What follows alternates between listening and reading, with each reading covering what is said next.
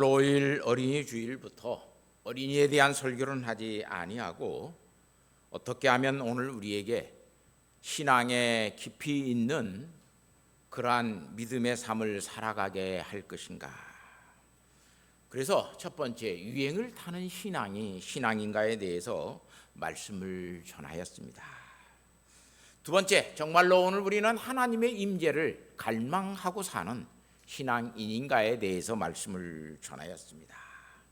그리고 더 큰 은사를 사모하라, 성령 충만한 삶을 살아가는 것이 무엇인가에 대해서 말씀을 드렸습니다.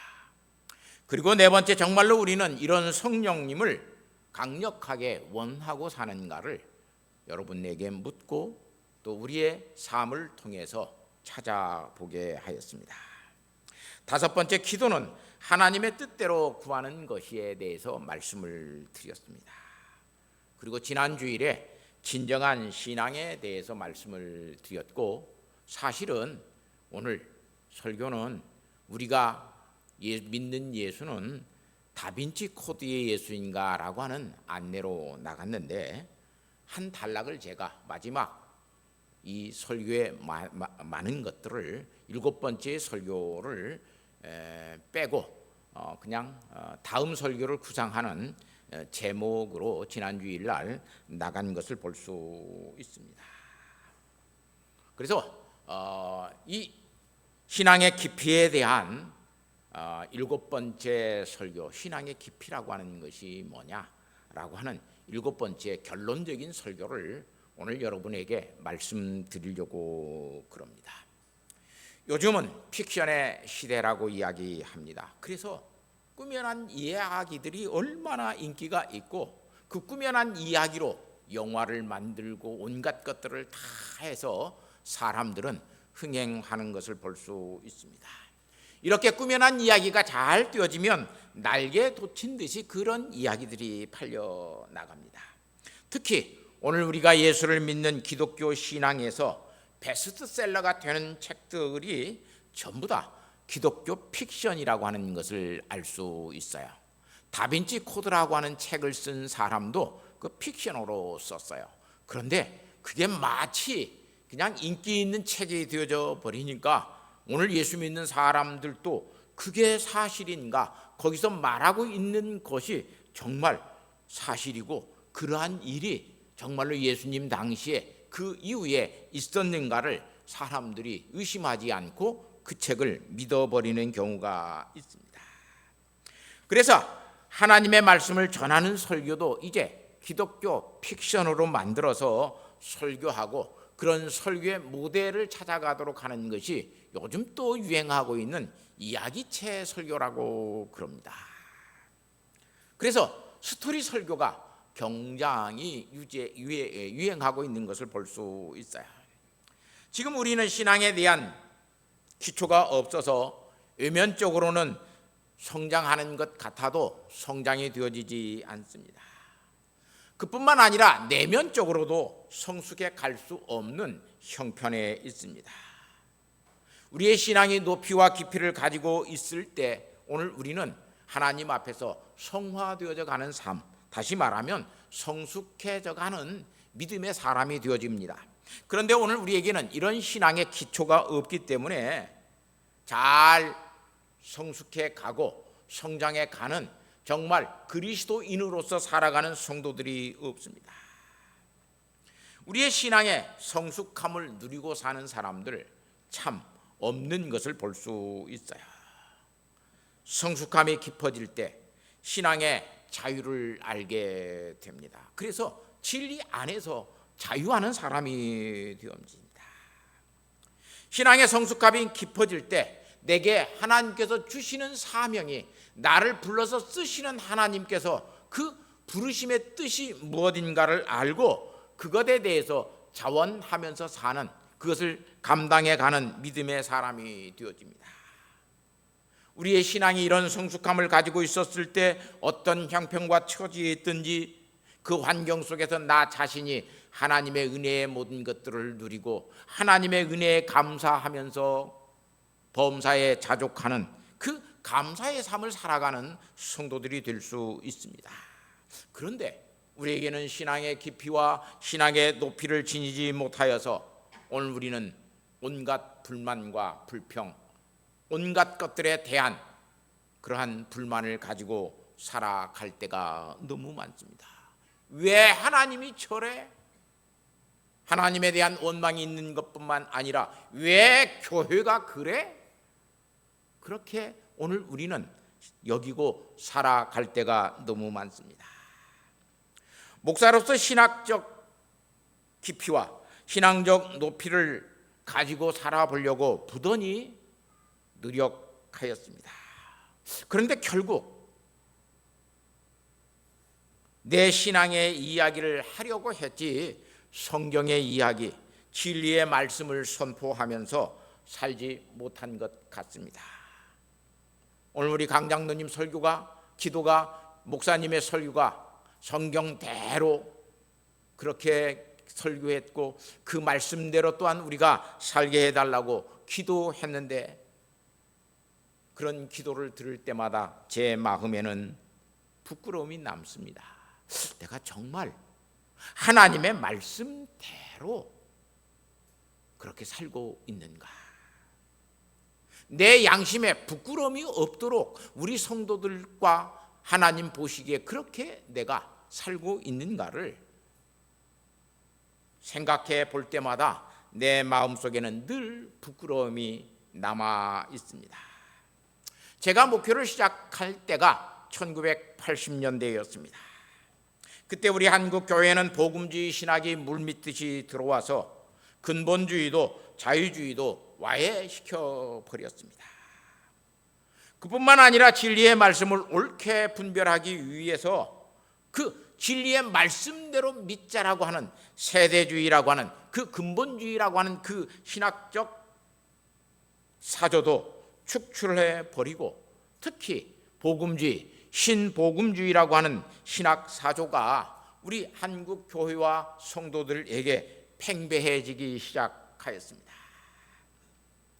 교회와 신자는 그래서 성령님께서 주시는 개개인에게 있어야 할 독립적인 생각, 성령님께서 내게만 주시는 하나님의 놀라운 은혜, 이런 것들을 깨닫지 못하고 성령의 조명하심이라고 하는 것, 개개인에게 주시는 그런 성령님의 생각에 대해서 우리는 깊이 생각하지 않고 그런 것 필요 없다, 너와 내가 다 서로 똑같아지자라고 하는 신복음주의 그런 사조에 물들어서 우리는 삶의 다양성을 추구하면서 신학은 세속화의 길을 걸어갔습니다.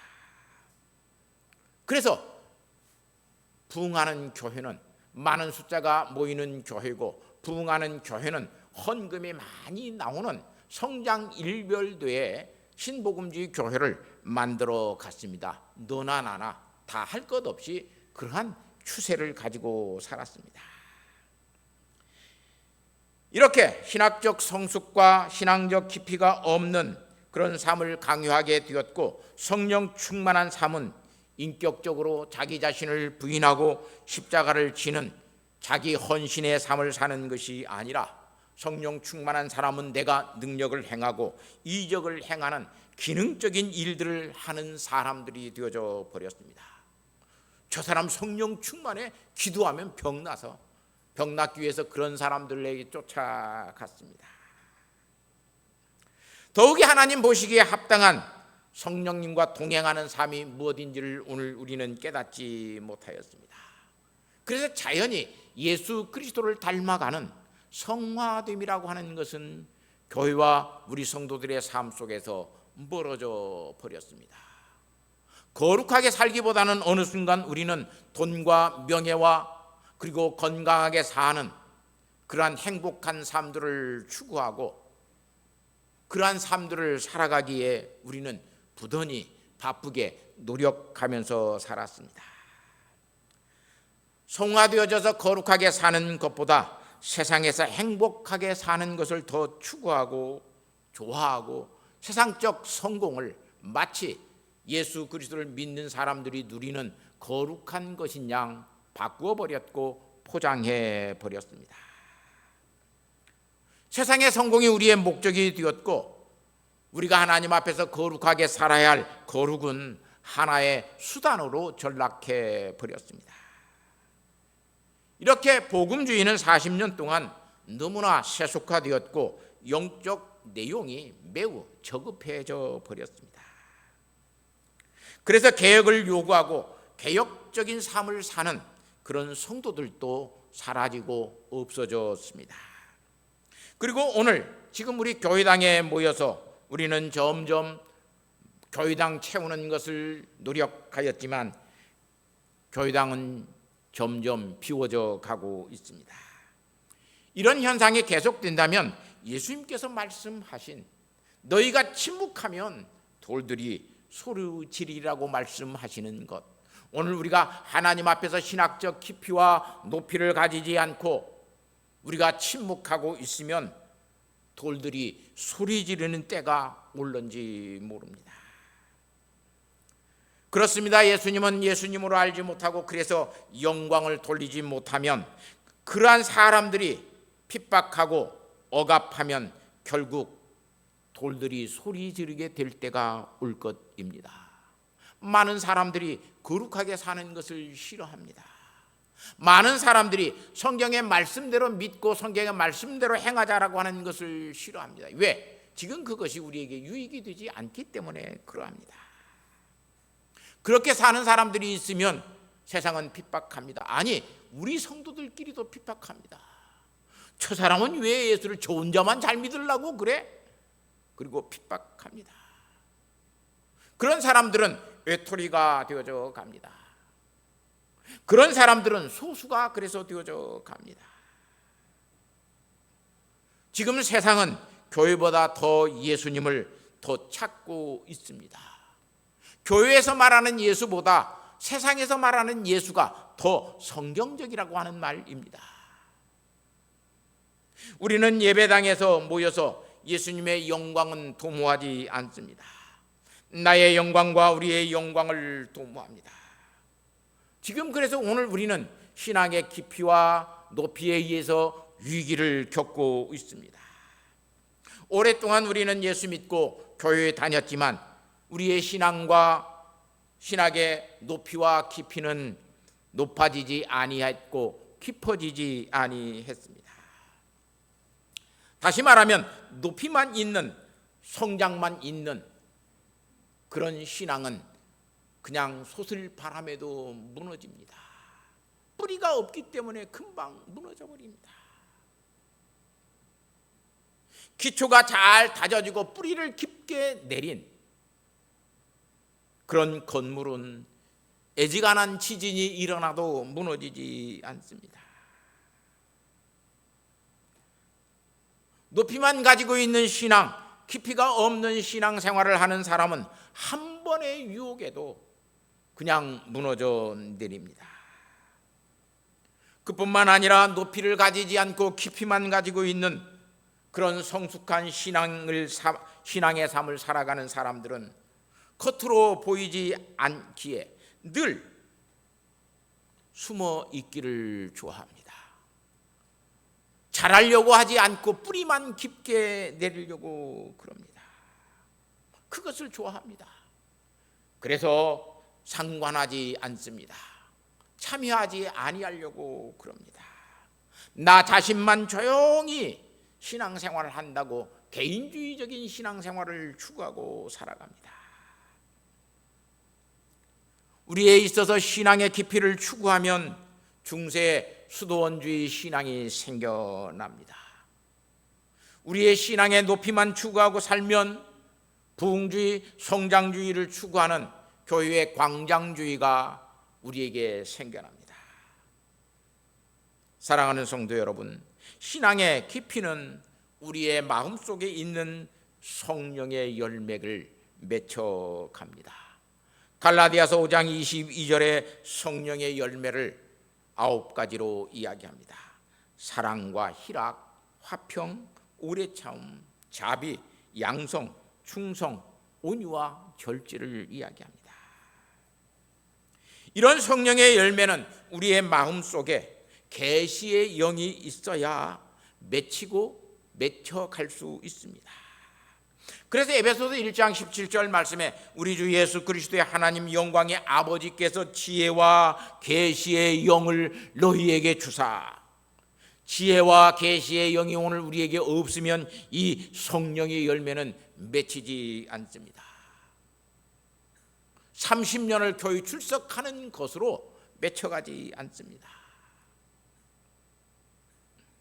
이렇게 계시의 영을 너희에게 주사 하나님을 알게 하시고 너희 마음의 눈을 밝히사 그의 부르심의 소망이 무엇이며 그의 힘을 위력으로 역사하시는 것을 따라 믿는 우리에게 베푸신 능력의 지극히 크심이 어떠한 것을 너희로 알게 하시기를 사도 바울은 구한다고 그랬습니다. 다시 말하면 깊이 없는 신앙은 높이 있는 신앙이 되지 못합니다. 깊이를 알지 못하는 신앙은 신앙이 성장되지 않습니다. 깊이 없는 신앙을 가지고 성장해 가면 그게 가장 큰 해악입니다. 그런데도 오늘 우리는 너무나 많은 부분에서 깊이 없이 높이만 추구하고 성장만 추구하고 예수를 믿었습니다. 사랑하는 성도 여러분, 신앙의 깊이가 없으면 신앙의 높이는 높아지는 것이 더 위험합니다. 이 신앙의 높이에 대해서 오늘 사도 베드로는 이렇게 말합니다. 그러므로 너희가 더욱 힘써 믿음의 덕을 높이고 덕의 지식을 높이고 지식의 절제를 쌓고 절제 인내를 쌓고 인내 경건을 쌓고 경건에 형제 위에를 쌓고 그 형제 위에 사랑을 쌓는 그런 높이를 가지는 신앙이 되라고 사도 베드로는 말하고 있는 것을 볼 수 있습니다. 이것이 신의 성품에 참여하는 자로서 자라가는 성도라고 이야기합니다. 특별히 8절 말씀에 보면 흡족하면이라고 하는 말을 써요. 플레오 나조라고 하는 말인데 성장하고 증가하라는 말이에요. 성장하는 것은 높이를 더하는 거예요. 증가하는 것은 한 층에서 또 한 층을 더해 가는 것이 증가하는 거예요. 다시 말하면 우리의 신앙의 높이가 높아질 수 있도록 너희의 인격적인 특징들을 나타내라고 이야기합니다.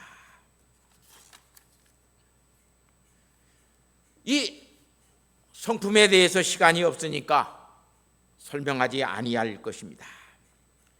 깊이 있는 신앙, 다시 말하면 높이 있는 삶을 살아가는 것은 속담처럼 뿌리 깊은 나무는 흔들리지 않습니다라고 하는 말과 같습니다.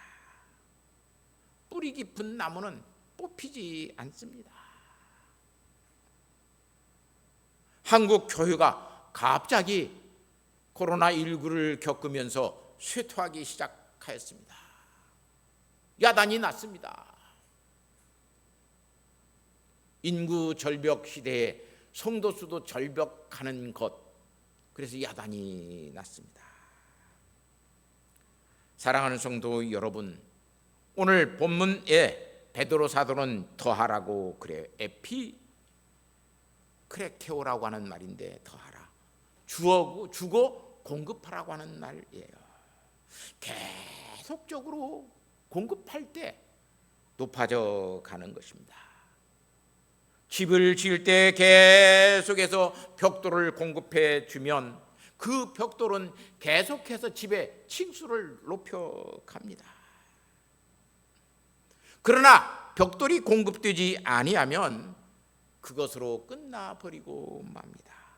결국 그 건물은 미완의 건물로 끝나버리고 맙니다. 또 그뿐만 아니라 10절 말씀해 보니까 굳게 하라고 그래요. 굳게 하라. 베바이오스라고 하는 말인데 확고하고 확신 있게 하라. 집을 짓는데 강하고 튼튼하게 지어야지 그냥 누가 와서 밀어버리면 허물어질 정도로 집을 지으면 그 집은 높여갈 수가 없습니다. 그것이 뭐예요? 그것 확실하게 굳게 하는 것은 너희의 부르심과 택하심을 계속적으로 확신하고 강하게 해서 튼튼한 믿음의 성장을 이루어 가라고 이야기합니다. 부르심이라고 하는 것은 클레시스라고 하는 말로 하나님께서 나를 부르신 거예요. 하나님께서 나를 이 일에 쓰시려고 부르셨어요. 그뿐만 아니라 택하신 것은 에클로케라고 하는 말로 수많은 것들 속에서 하나님이 나를 택하여 성도가 되게 했어요. 수많은 사람들 속에 나를 택하여 예수 믿는 사람이 되게 했어요. 이렇게 높이는 우리의 부르심과 우리의 택하심을 굳게 하는 것들을 통해서 견고하게 됩니다. 그래서 그렇게 사는 사람들은 항상 저 사람은 믿음으로 사는 사람이야. 부르심과 택하심을 굳게 하는 사람들은 믿음으로 산다라고 사람들이 이야기하고 있습니다. 왜? 자기의 택하심을 잊지 않습니다. 내가는 하나님께서 성도로 택하셨어. 하나님께서 이 일에 나를 부르셨어. 그것을 아는 사람은 믿음으로 사는 사람입니다. 그래서 그 사람에게는 저 사람은 믿음으로 살고 있구나라고 하는 것을 사람들이 알게 됩니다. 저 사람 믿음으로 살고 있어. 교회 집사인데 아이고 저 사람은 믿음으로 안 살아. 이렇게 되어지면 오늘 우리에게는 부르심과 택하심을 굳게 하는 사람이 아닙니다. 그래서 11절 말씀에 보면 이같이 하면 신앙의 높이를 가지고 살아가면 그런 말이에요.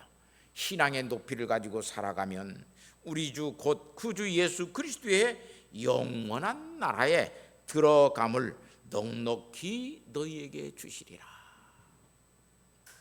20년 교회 다녔는데도 구원에 확신이 없는 사람이 있어요. 목사님, 내가 죽으면 하나님의 나라에 갈까요? 왜 그렇게 구원에 확신이 없어요?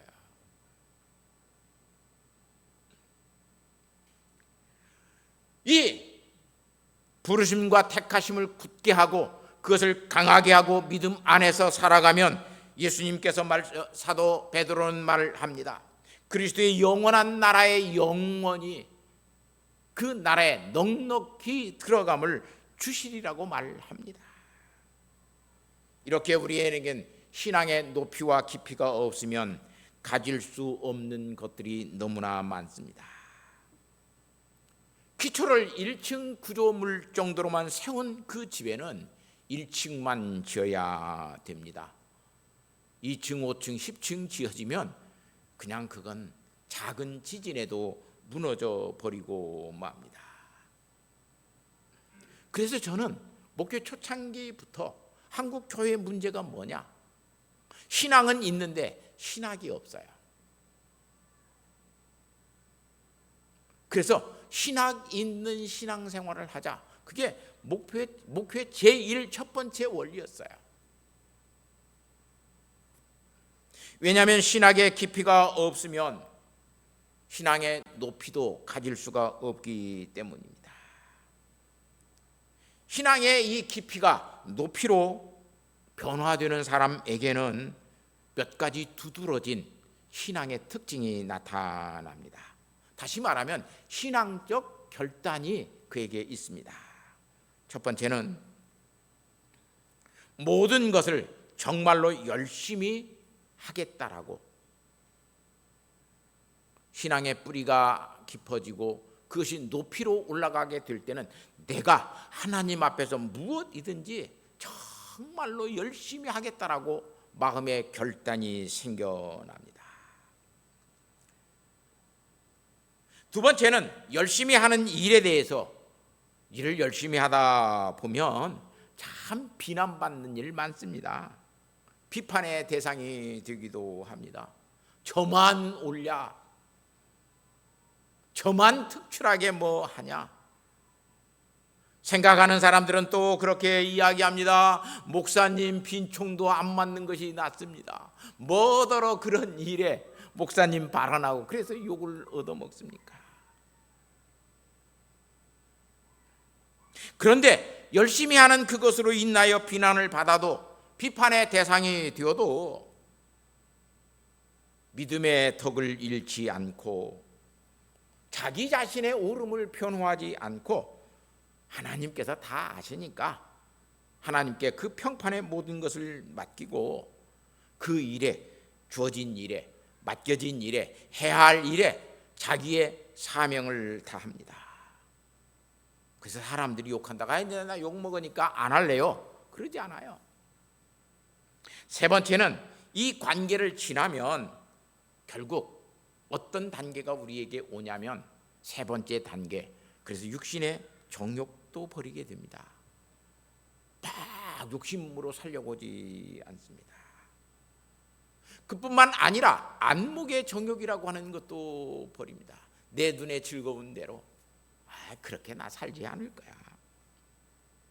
그뿐만 아니라 이생의 자랑, 자기 자랑하기 위해서 신앙생활하지 않습니다. 이렇게 육신의 정욕과 안목의 정욕과 이생의 자랑을 버리는 단계에 가야 신앙이 또한 높아집니다. 네 번째 이런 단계를 지나오면 네 번째 단계가 우리의 신앙생활에 오게 됩니다. 참 이 단계가 어려워요. 이 단계는 자신을 무모할 정도로 하나님 앞에 맡기고 살아요. 하나님만 의지하고 하나님 앞에 모든 것을 다 맡기고 살아요. 어떻게 보면 바보스럽게 사는 거고 어떻게 보면 대책이 없이 사는 거예요. 목사님 뭔 대책이 있습니까? 대책 없어. 종종 물어요 제게. 하나님이 뭐 바르게 가면 하나님이 결말도 내으실 거야. 목사님 이렇게 하면 대책 세우지 마. 무모할 정도로 하나님을 자신에게 맡기고 삽니다. 목사님 은퇴 후에 뭐 하시려고 그래요? 어떤 대책이 있어요? 없어.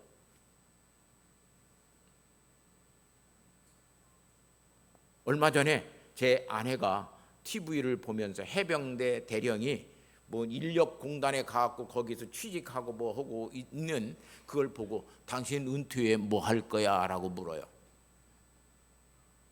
그래서 제가 그랬어요. 지금까지는 내가 당신 먹여 살렸으니까 은퇴한 뒤에는 당신이 나 먹여 살려. 대책이 없어요. 뭐 박수 죽고 살면 박수 죽고 사는 거고요. 대책이 없는 거예요. 그런데 그런 것들을 막 일일이 다 대책을 세워놓고 살려고 그러니 얼마나 복잡해요. 다섯 번째는 사는 것이 유익하지만 마지막 단계예요. 이게 사는 것이 유익하지만 지금 죽는 것도 유익하다는 것을 알아요. 그래서 죽음에 대한 두려움이 없어요.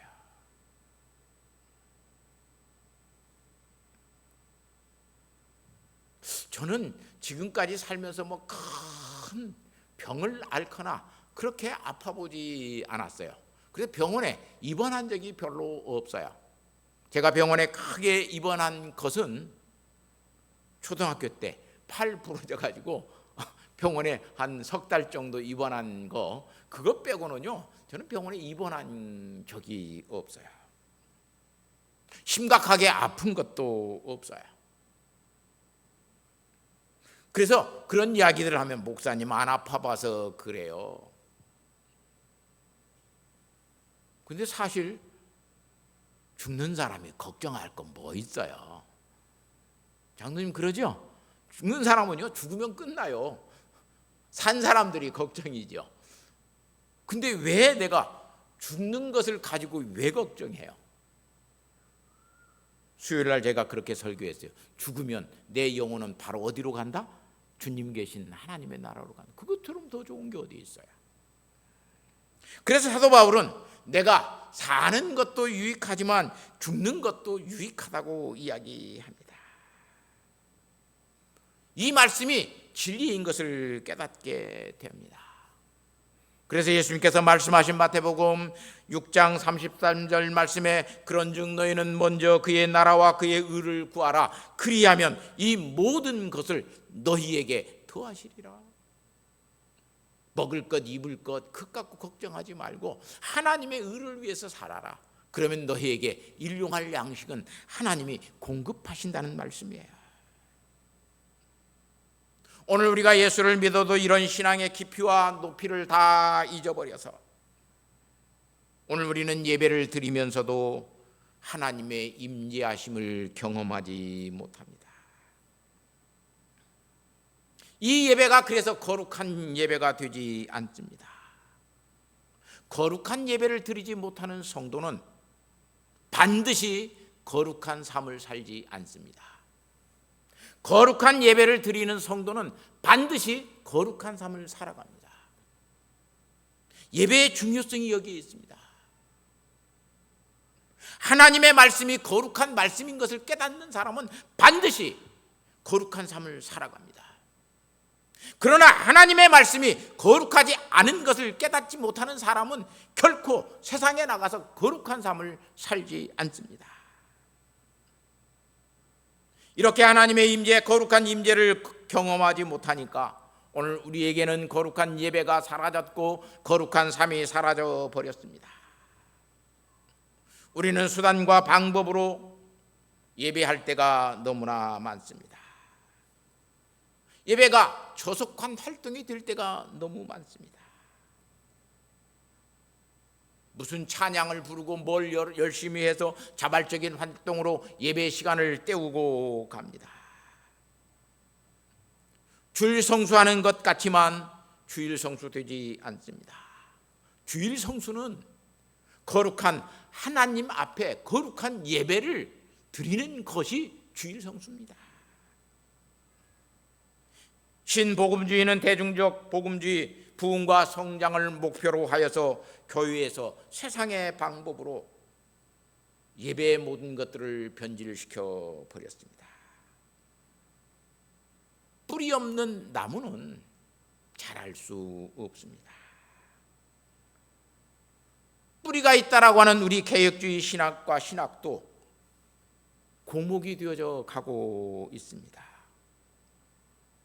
처분이 외치는 개혁주의, 처분이 말하는 개혁신학이라고 하는 것이 과연 거룩하게 우리를 살게 만드느냐? 저는 요즘 개혁주의자들이 우리 교단에 외치고 있는 사람들이 많은 사람들이 외치는 그 외침을 듣고 회개가 될 때가 너무 많습니다.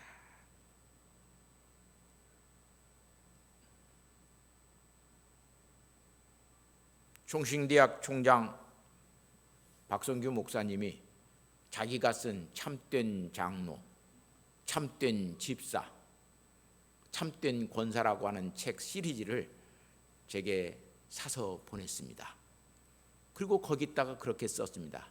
선배님, 전북로에서 만든 알게바의 교재는 참 좋은 교재입니다.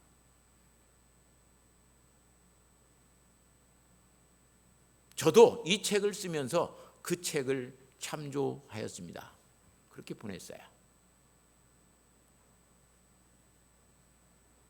정말로 오늘 우리에게 개혁주의적인 삶을 사는 것이 무엇이냐? 하나님의 거룩하신 임재를 경험하지 못하고 개혁주의적인 삶을 살아갈 수 없습니다. 우리의 신앙의 깊이와 높이를 지닌 성장과 성숙이라고 하는 것은 오늘 우리에게 있을 수 없습니다. 사랑하는 성도 여러분, 다시 한번 신학 있는 신앙의 생활이 무엇인가를 오늘 우리는 이 시간 깊이 깨닫고 예배자로서 하나님의 거룩한 임재를 경험하고 예배하는 살아있는 믿음의 사람, 그 신앙의 깊이와 높이를 지니고 사는 우리 성도들 되시기를 예수님의 이름으로 부탁하고 축복합니다. 하나님 아버지 감사합니다. 우리에게 신학의 깊이도 신앙의 높이도 주셔서 하나님을 알게 하여 주시고 예배를 통하여 하나님의 거룩한 임재를 경험하며 일상의 삶 속에서 거룩하게 살 수 있는 하나님과 동행하면서 살아가는 성도들이 되게 하여 주옵소서. 그래서 아버지 하나님, 우리의 마음 속에, 내 양심 속에 하나님께서 말씀하시는 소리를 듣게 하여 주시고 그 말씀하시는 소리를 듣고 우리는 행하며 실천하며 사는 예수 믿는 성도, 그렇게 신앙의 성숙함을 가지고 사는 주의 자녀들 되게 하옵소서. 예수님의 거룩하신 이름으로 기도하옵나이다. 아멘. 우리 찬